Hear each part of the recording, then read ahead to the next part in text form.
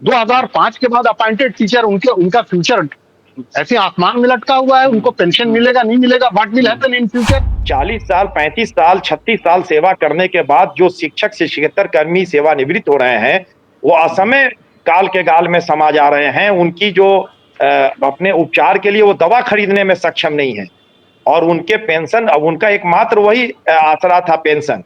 बहुत सारे सेवानिवृत्त शिक्षक की बच्चियां अभी जिनका विवाह इसी पेंशन प्राधिकरण के अभाव में रुका हुआ है। प्लस 2 में अलग से स्टिल टुडे आज तक एक पद भी सृजित नहीं किया गया, तो फिर इंसाफ की आखिरी उम्मीद अदालत होती है। जितने लोग अकलियती स्कूल के मफादात से खिलवाड़ करते हैं, जो इनको सहूलत नहीं देना चाहते हैं, आप उनके यहाँ लेके चले जाइए और आप उनसे पूछिए कि हुजूर आपके बच्चे कहाँ पढ़ते हैं, और आपको लगता है या किसी को लगता है कि इससे नुकसान पहुंचेगा मुसलमान बच्चों को।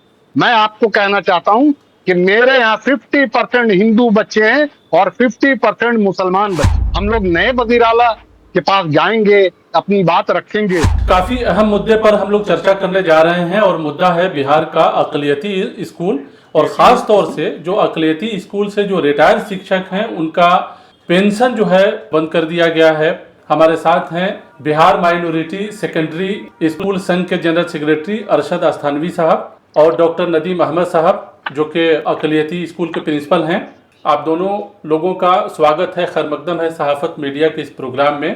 पहला सवाल अरशद अस्थानवी साहब आपसे कि सरकार ने रिटायर्ड शिक्षकों का जो पेंशन है वो क्यों रोका है? ये जितने अकलियती स्कूल हैं, वो सिखों के हों, ईसाइयों के हों, मुसलमानों के हों, जैनियों के हों, तो ये तमाम स्कूल भारतीय संविधान के अनुच्छेद 30 के तहत कायम है।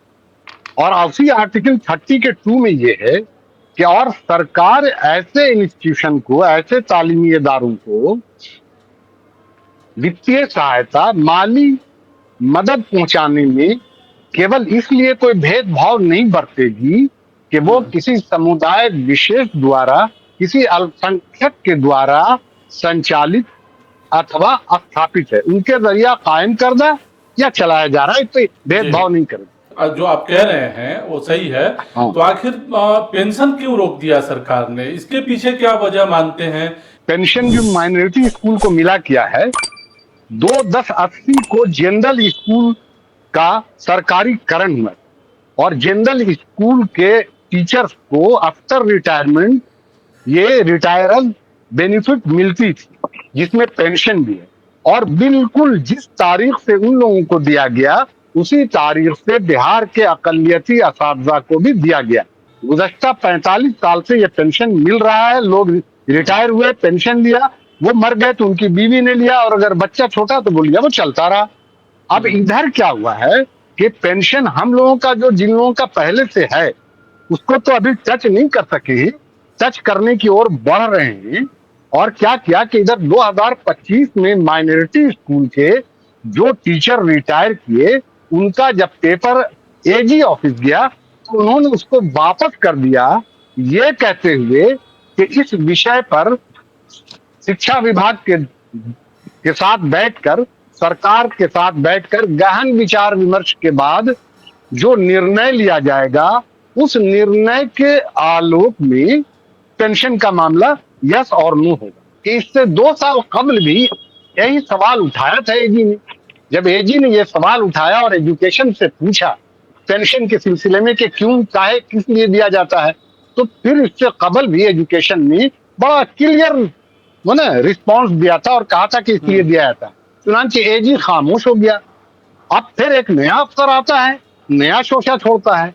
तो और ये दरअसल कहीं से कोई कानूनी बाधा नहीं है, तमाम बाधाएं गलत अफसरों की सोच और उनके दिलो दिमाग के अंदर हैं, जो पैदा की जाती हैं समस्याएं। डॉक्टर नदीम साहब आपसे सवाल कि 30-35 साल सेवा देने के बाद शिक्षक रिटायर होते हैं और उनका रिटायरमेंट, जैसा कि अस्थानवी साहब कह रहे हैं कि बंद है, तो ऐसे कितने शिक्षक हैं जो इस मुश्किल दौर से गुजर रहे हैं, प्रभावित हैं इससे?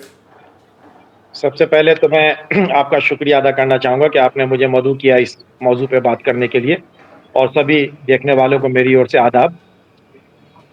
ये कुछ बेसिक जो बातें हैं मैं पहले उसको साफ कर देना चाहूंगा कि 2 अक्टूबर 1980 को बिहार में निजी विद्यालयों का राजकीयकरण हुआ। उससे पहले बिहार में जितने भी विद्यालय थे सब अराजकीय विद्यालय थे, सब एक ही तरह के विद्यालय थे, सबको एक ही तरह की सुविधाएं बिहार सरकार की ओर से दी जा रही थी। 1974 में, 1976 में बिहार माध्यमिक शिक्षा अधिनियम है, बिहार माध्यमिक शिक्षा अध्यादेश है जो सरकार की ओर से निर्गत हुआ, वो सभी विद्यालयों पर समान रूप से लागू था और उसमें सभी विद्यालयों का कोटिवार बहुत विस्तार से उसकी परिभाषाएं अंकित हैं। उसमें कहीं कोई इफ बट का विषय नहीं है। 2/10/80 को जब सरकार ने निर्णय लिया कि अब कुछ अराजकीय विद्यालयों का राजकीयकरण करेंगे, तो उसमें एक ऑप्शन दिया था कि जो विद्यालय अल्पसंख्यक कैटेगरी में बने रहना चाहते हैं वो भी अपना ऑप्शन दें और जो राजकीयकरण होना चाहते हैं वो उनको राजकीयकृत किया जाएगा। तो इस आधार पर एक बड़े समूह को राजकीयकृत किया गया 2/10/80 से। परंतु यहाँ यह बात मैं स्पष्ट कर देना चाहूंगा कि जो अल्पसंख्यक उस समय अविभाजित बिहार में 207 विद्यालय थे कुल, और जब से झारखंड का विभाजन हो गया तो अभी पूरे बिहार में मात्र 72 अल्पसंख्यक विद्यालय बचे हुए हैं। शेष विद्यालय जो है वो आपके झारखंड में चले गए। तो किसी प्रकार का कोई भेदभाव सरकार की ओर से राजकीयकृत विद्यालय और अल्पसंख्यक विद्यालय में नहीं किया गया। उस समय भी जब राजकीयकृत विद्यालय घोषित हो गए और अल्पसंख्यक विद्यालय को अल्पसंख्यक घोषित किया गया।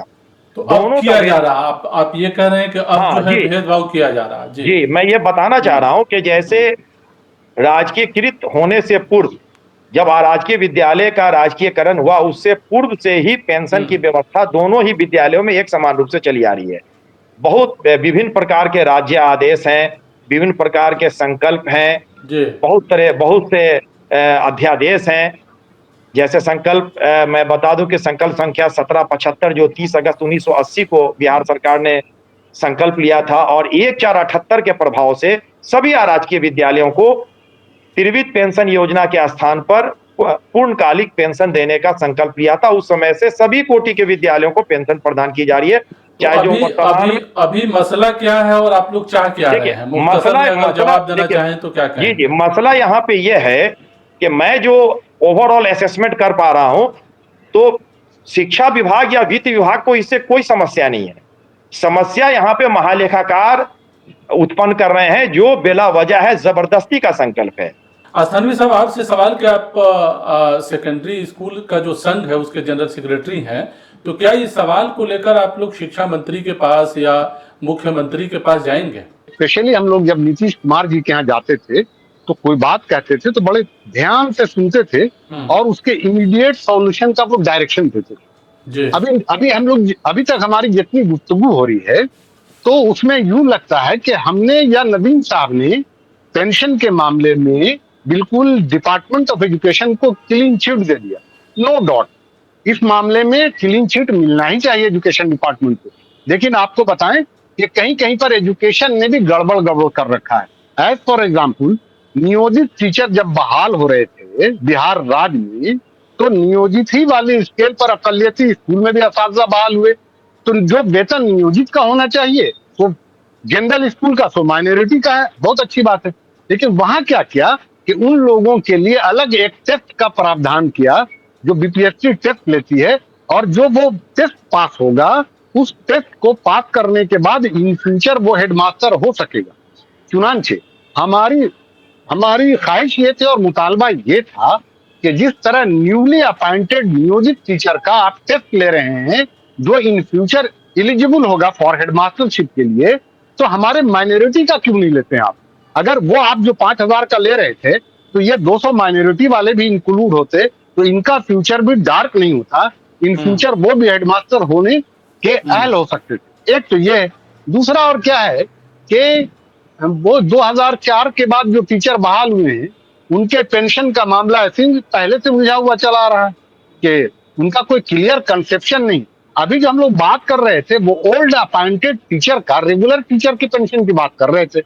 ओल्ड टीचर अपॉइंटेड टीचर के अलावा बाद में 2004 वगैरह से जो टीचर बहाल हुए उनका तो कुछ पता ही नहीं चलता उनको पेंशन मिलेगा नहीं मिलेगा। है ना। तो अभी जो छात्र- है, अभी एक सवाल अस्थानवी साहब आपसे, कि अभी अल्पसंख्यक स्कूलों की सबसे बड़ी समस्या क्या मानते हैं ओवरऑल अगर बात की जाए तो? देखिए, हमने छोटी समस्या का तो जिक्र ही नहीं किया। पेंशन वाइटल है, प्रॉब्लम है। इसी तरह उन टीचर का हेडमास्टर न बनने का, यानी हेडमास्टर बनने के राह में रोड़ा पैदा कर देना, यह भी अपने आप में बड़ा है। 2005 के बाद अपॉइंटेड टीचर, उनके उनका फ्यूचर ऐसे आसमान में लटका हुआ है। उनको पेंशन मिलेगा नहीं मिलेगा, what will happen in future. तो ये सारा मामला तो अपने आप में अहम है। हम किसको कहें कि ये अहम है और ये अहम नहीं। डॉक्टर नदीम साहब, पब्लिक आपको क्या लगता है कि अकलियती स्कूल्स जो हैं बिहार में, जो 72 अकलियती स्कूल का आपने जिक्र किया है, उनका सबसे बड़ा मसला क्या है आप लोगों के हिसाब से? क्योंकि देखिए कुछ स्कूल जो क्रिश्चियन कम्युनिटी का है वो काफी अच्छा चल रहा है, देखने में तो काफी अच्छा लगता है, लेकिन माइनॉरिटी स्कूल, जो माइनॉरिटी मुस्लिम स्कूल्स हैं, वहाँ प्रॉब्लम ज्यादा दिखता है लोगों को।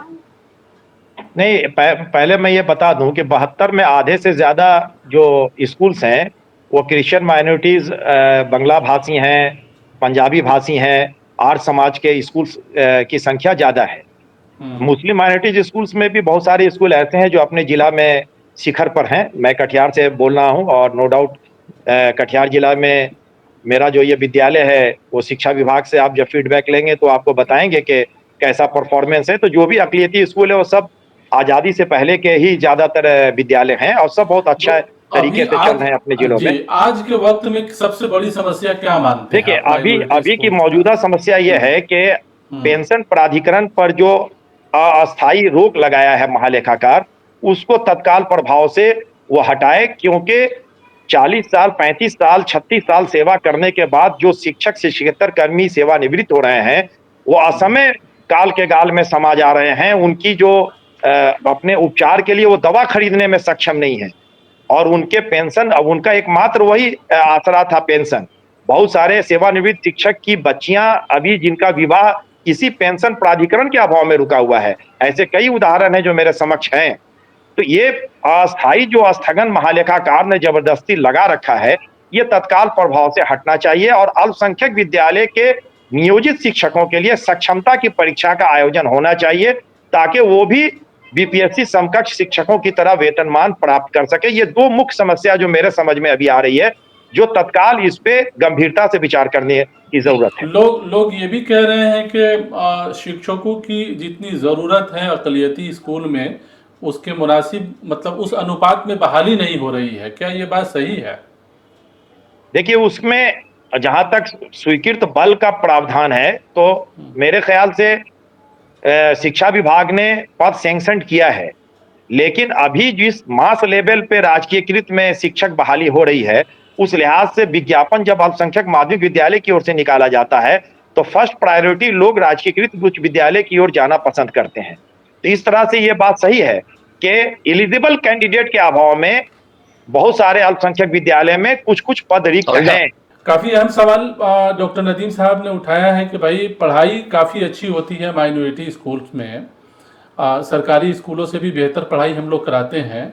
तो क्या आपको लगता है कि सरकारी स्कूल और माइनॉरिटी स्कूल में कहीं ना कहीं सरकार जो है भेदभाव का सलूक कर रही है? तो आपने बात उठा दी पोस्ट की या स्कूल की हालत, condition of the school in all respect, education में मतलब ये फिर इन ऑल रेस्पेक्ट हो गया। जी जी। तो आपको पहले थोड़ा सा हम आपको ये बताएं कि अभी पेंशन पर जो नदीम साहब बात कर रहे थे या हम गुफ्तगू कर रहे थे, इस सिलसिले में ये चीज बहुत ही ज़हन नशी होनी चाहिए कि हिंदुस्तान की सुप्रीम कोर्ट यानी अदालत उज़्मा के 5 जस्टिस ने, including chief justice of India ने, इस सिलसिले में बाकायदा अपना वो हुक्मनामा जारी किया, अपनी राय जाहिर की।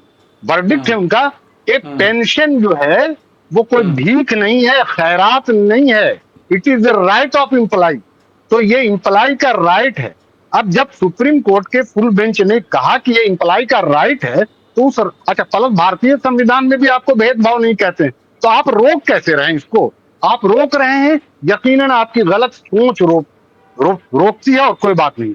जहां तक पोस्ट की बात है, तो आपको मैं बता दूं कि जितना मिडिल स्कूल था वो अपग्रेड होकर जब हाई हुआ, तो हाई के एतबार से वहां टीचर दिए गए, या जो पहले से गवर्नमेंट के हाई स्कूल थे जब +2 हुए तो उनको +2 में पढ़ाने के लिए 10, 12, 14, 18 टीचर दिए गए जो एटलीस्ट 10 में पास होते थे। तो अकलियती स्कूल में कुछ को मिला, कुछ को नहीं मिला। एज फॉर एग्जाम्पल मैं आपको बताऊं कि बिहार का एक अहम मुस्लिम तालीमी इदारा है सोगरा हाई स्कूल। मैं जानता हूं और बता रहा हूं आपको कि वहां +2 में अलग से स्टिल टुडे आज तक एक पद भी सृजित नहीं किया गया। चुनांचे इंटर के लिए जब टीचर अवेलेबल नहीं है तो उसकी पढ़ाई भी वहां मुतासिर हो रही है। एक सवाल आपने और बड़ा बहुत वाजिब सवाल किया था कि ये Saint Xavier, Joseph, Mount Carmel वगैरह के हालात ज्यादा अच्छे नजर आते हैं बनिस्बत मुस्लिम माइनॉरिटी मुसलमानों के स्कूलों के। इसकी वजह आपको मैं बता दूं कि बिल्कुल एग्जैक्ट मैं बताता हूं कि सोगरा स्कूल में जो मुस्लिम स्कूल है वहां हम अपने बच्चों से 240 रुपया महीना लेते थे।